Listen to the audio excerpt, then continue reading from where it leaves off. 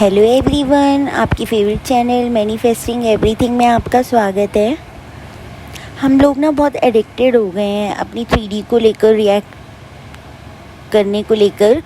अगर हम इतने सारे चैनल्स देखते हैं, हम इतने सारे वीडियोस देखते हैं लॉ ऑफ अजम्पशन से रिलेटेड कि हमें 3D को देखकर रिएक्ट नहीं करना, लेकिन हम लोग क्या करते हैं कि अगर हम एसपी से रिलेटेड रिएक्ट नहीं करते तो हम कोई और इशू उठा लेते हैं, जैसे मनी हो गया, हेल्थ इश्यूज हो गए या कोई और इशू हो गया, और हम उसको लेकर रिएक्ट करने लग जाते हैं।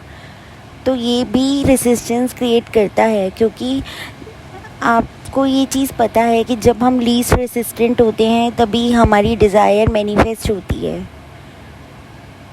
आपने हमेशा नोट किया होगा, जब आपका माइंड कहीं और पे होता है, आप किसी और चीज़ पे फोकस्ड होते हो और एकदम से आपके एसपी का कॉल आ जाता है या आपकी कोई और डिज़ायर मैनिफेस्ट हो जाती है, उसका रीज़न ये है कि उस टाइम हम लीस्ट रेसिस्टेंट होते हैं। हमें नहीं करना 3D पे रिएक्ट। उसका सबसे बड़ा जो रीज़न है वो ये है कि हमारा सबकॉन्शियस माइंड हमें सुन रहा है, और वो हर टाइम सुन रहा है। और अगर हम 3D में रिएक्ट करते हैं, चलो एक बार हो गया, 2 बार हो गया, लेकिन अब हमने ना इसको एक गेम बना लिया कि ओके 3D में थोड़ा सा रिएक्ट कर देंगे, उसके बाद तो हम इतना सारा फॉर्म कर ही लेंगे तो 3D में रिएक्ट कर लेते हैं। नहीं, ऐसा नहीं करना आपको। जितना आप कम 3D में रिएक्ट करोगे उतना आपको माइंड भी कम प्रोग्राम करना पड़ेगा अपना।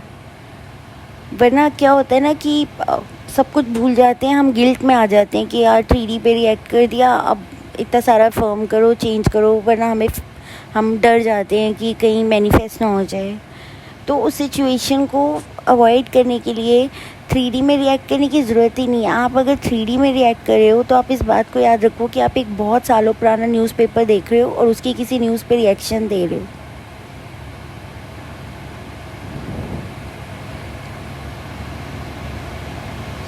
रिएक्शन देने से पहले ना थोड़ा पॉज लो, डीप ब्रीथिंग करो, क्योंकि जब हम डीप ब्रीथिंग करते हैं तो वो जो नैनो सेकेंड्स मिलते हैं हमें, हमारा नर्वस सिस्टम काम हो जाता है उसमें, और हम उस लेवल तक रिएक्ट नहीं करते, क्योंकि हमें सोचने का मौका मिल जाता है, हमें याद आ जाता है कि हमें रिएक्ट नहीं करना।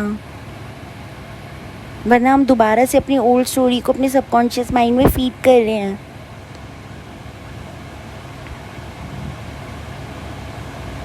मुझे क्वेश्चन आया था कि कमेंट सेक्शन में किसी ने बोला कि मैं पूरा दिन अफर्म करती हूँ, मैं सब कुछ अच्छा अफर्म करती हूँ, लेकिन मैं एसपी से कभी मैं ट्रिगर होती हूँ तो मैं एसपी से लड़ लेती हूँ। देखो, अपनी बात को कहना गलत नहीं है, लेकिन एक ही बात को लेकर बार बार ट्रिगर होना, एक ही बात को लेकर बार बार। अब उन्होंने बोला मैं एक बात को बार बार 3D में रिपीट करती हूँ, लेकिन उसके बाद मैं अपने माइंड में बिल्कुल स्टोरी चेंज कर लेती हूँ। लेकिन वो जब आप 3D में एक ही बात को बार बार रिपीट करोगे, वो भी तो आपका सबकॉन्शियस माइंड सुन रहा है।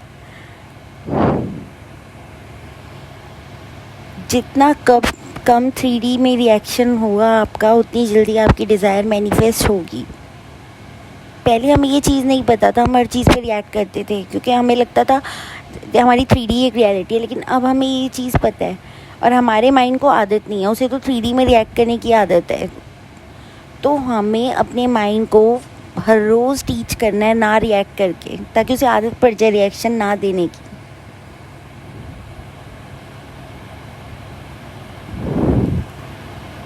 तो उसके लिए आपको अपने ऊपर भी वर्क करना ज़रूरी है, जैसे डीप ब्रीथिंग हो गई, ग्राउंडिंग करो, और भी बहुत सारी टेक्निक्स है अपने नर्वस सिस्टम को काम रखने की, ताकि कोई भी सिचुएशन आए तो आप एकदम से आउट ऑफ कंट्रोल होकर एकदम से रिएक्ट ना कर दो।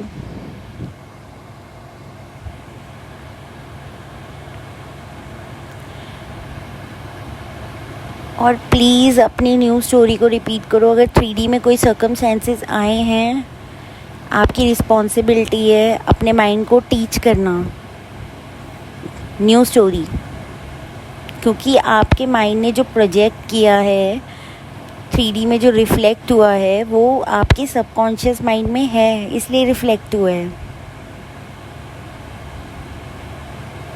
अब अगर आप उसको न्यू स्टोरी दोगे अपने माइंड को, तो आगे से ऐसा नहीं होगा।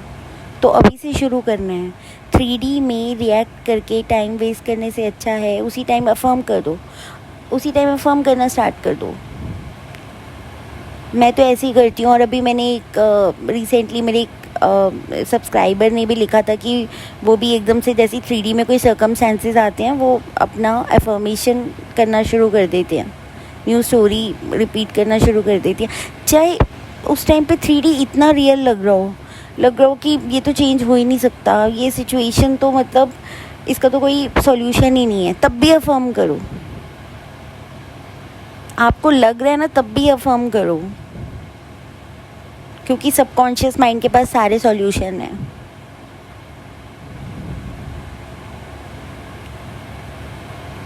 क्योंकि वो आपकी एजम्पशंस के अकॉर्डिंग रोड मैप बना रहे हैं। अब अगर आपकी एजम्पशंस नेगेटिव होंगी, आपकी डिज़ायर के अपोजिट होंगी, तो वो वही रोड मैप बनाएगा, वहीं लेकर जाएगा आपको।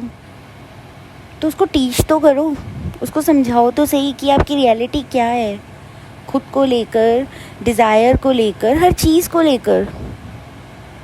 उसको समझाओगे नहीं तो वो तो गलत रास्ते पे चलता रहेगा, सेम चीज़ें रिपीट करता रहेगा, सेम रास्ते से आपको लेकर जाता रहेगा। वो तो फेमिलियर क्योज में बहुत खुश है, उसको नहीं चाहिए कुछ अच्छा, उसको वही चाहिए जो ऑलरेडी उस फीड किया हुआ है आपने, वो उसी में खुश है।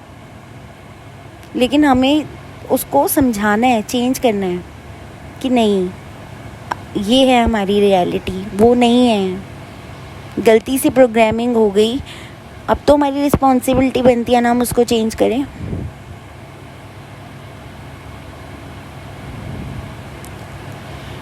कई लोग कहते हैं मैम हम यही करते रहें क्या, कि मतलब अपनी स्टोरी चेंज करते रहें, ये तो फिर अगर आप कंफर्टेबल हो अपने ओल्ड असम्पशंस के साथ तो फिर आप वही मतलब ना करो, स्टोरी चेंज, रहो वैसे ही। वो तो आप पे डिपेंड करता है ना। अगर आपको एक अपनी डिज़ायर को एक्सपीरियंस करना है 3D में तो स्टोरी तो चेंज करनी पड़ेगी, इतना वर्क तो करना पड़ेगा। और बहुत इजी है, थोड़े ही दिन बाद ना आदत हो जाएगी कि 3D अच्छा ठीक है यार, जो भी है। कई लोग कहते हैं हम तो रोते रोते भी अपना अफर्मेशन करते हैं, 3D को देखकर हमें रोना आ रहा होता है, वो ठीक है, अफर्म तो देखो करना ही है उसके, तो वो तो मैं कह रही हूँ कि जैसे 3D अपोजिट दिखे अफर्म करना शुरू कर दो। लेकिन अपने आप को भी ना अबेंडन मत करो कि ठीक है मैं रो रही हूँ, मैं अपने आप को क्यों परेशान करना है, उसके लिए भी तो कुछ करना है ना। कि भाई नहीं ठीक है मैं तो रो रही हूँ लेकिन मैं न्यूज़ स्टोरी या मैं रो रहा हूँ लेकिन मैं न्यूज़ स्टोरी अपनी अफर्म तो कर रहा हूँ। लेकिन पहले अपने आप को भी तो चुप करवाना है। अगर आप अपने इमोशंस की कदर नहीं करोगे ना तो वही रिफ्लेक्ट होगा, कोई भी नहीं करेगा, एसपी भी नहीं करेंगे। उसी के लिए आपको इतनी सारी टेक्निक्स बोलती हूँ कि नर्वस सिस्टम काम करो, डीप ब्रीथिंग करो, अपने आप को पहले काम डाउन करो। न्यू स्टोरी तो रिपीट करनी ही है, क्योंकि देखो अगर ऐसे 3D में सर्कमस्टेंसेस हैं कि अभी आपके पास टाइम ही नहीं है अपने आप को काम डाउन करने का, ऐसा है तब तो ठीक है। लेकिन जब आपको पता है कि अभी पहली मेरी प्रायोरिटी मेरे खुद के इमोशंस हैं, मैं अपने आप को अबेंडन नहीं कर सकती या नहीं कर सकता, पहले मुझे अपने आप को तो काम करना है, उसके बाद मैं न्यू स्टोरी ज़रूर रिपीट करूँगा या करूँगी। लेकिन अपने आप को ये भी नहीं कि मैं रोते रोते करती रही, मैं परेशान होते होते न्यू स्टोरी रिपीट करती रही। ठीक है, अगर कोई और सॉल्यूशन नहीं है, 3D ऐसा है कि अभी आपके पास टाइम ही नहीं है तो ठीक है। लेकिन जब ये एसपी से रिलेटेड कोई चीज़ है या और किसी चीज़ से रिलेटेड कोई चीज़ है जो कि वेट कर सकती है, तो पहले आप अपने आप को काम डाउन करो, ताकि आप अपने सबकॉन्शियस माइंड को ये मैसेज दो कि मैं भी इम्पॉर्टेंट हूँ, मेरे इमोशंस भी इम्पॉर्टेंट है, मेरी फीलिंग्स भी इम्पॉर्टेंट है। क्योंकि क्या होगा ना, जब आप ये मैसेज दोगे तो फिर और लोग भी यही रिफ्लेक्ट करेंगे कि ये इंसान इम्पॉर्टेंट है, इसकी फीलिंग्स इम्पॉर्टेंट है। क्योंकि जब आप अपनी फीलिंग्स को प्रायोरिटी नहीं दोगे तो एसपी आपकी फीलिंग्स को नहीं देंगे, उनके पास कोई ऑप्शन ही नहीं है, स्क्रिप्ट यही मिल रही है उनको। आप अपनी लाइफ के हीरो या हीरोइन जो आपके एसपी हैं, ठीक है, उनको आप विलन का रोल क्यों देना चाहोगे? उनको एक अच्छा रोल दोगे ना। और आप अपनी लाइफ के हीरो हीरोइन हैं, जो आप एक मूवी अपनी बना रहे हो, आप अपने आप को विलन तो नहीं बनाओगे ना कि वो जो एक्टर है एक्ट्रेस है रोती रहती है, परेशान रहती है, स्टॉक करती रहती है, ऑफ कोर्स आप उसको एक अच्छा रोल दोगे ना। आपने देखा होगा 90s की मूवीज़ में भी होता था कि जो एक्टर एक्ट्रेसेस होते थे उन्हें कितना अच्छा दिखाते थे कि इतने वो कूल हैं और इतने फेमस हैं, सब लाइक करते हैं, और वो एक्ट्रेस को सब लाइक करते हैं। और फिर साथ में एक कैरेक्टर ऐसे दिखाते थे कि उस लड़की को कोई लाइक नहीं करता, वो बहुत रूड है, उसको कोई पसंद नहीं करता, एक्ट्रेस को प्रेफर करते हैं। तो आप वो एक्ट्रेस वाली स्क्रिप्ट दो ना खुद को, आप वो साइड जो एक्ट्रेस होती थी उसकी वाली स्क्रिप्ट क्यों दे रहे हो खुद को? मेन कैरेक्टर बनो ना अपनी लाइफ के। और एसपी को भी मेन कैरेक्टर बनाओ, उसको विलन बनाते हो, खुद को वो साइड जो एक्ट्रेसेस होती हैं वो बनाते हो, तो नहीं होता फिर ऐसे। फिर वही रोल प्ले करते रह जाओगे आप, क्योंकि माइंड तो सोचेगा आप वही हो, आपकी आइडेंटिटी वही है। चेंज करो स्टोरी, बस यही मैसेज है। 3D में कम रिएक्ट करो, बस खुश रहो, सेफ रहो।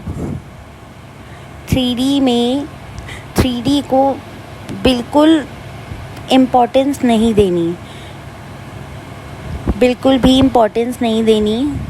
आपको याद रखना है, कहीं लिख लो वॉल पे ना, सबकॉन्शियस माइंड इज़ लिसनिंग, तो आपको याद आ जाएगा वो सबकॉन्शियस माइंड सुन रहा है, मुझे नहीं सोचना, ये अपने हाथ में है, सीरियसली अपने हाथ में है ये सब। और जितना नर्वस सिस्टम काम रहेगा ना, आप कम नेगेटिव सोचोगे, नेगेटिव थॉट्स आएंगे ही नहीं आपके माइंड में ज़्यादा।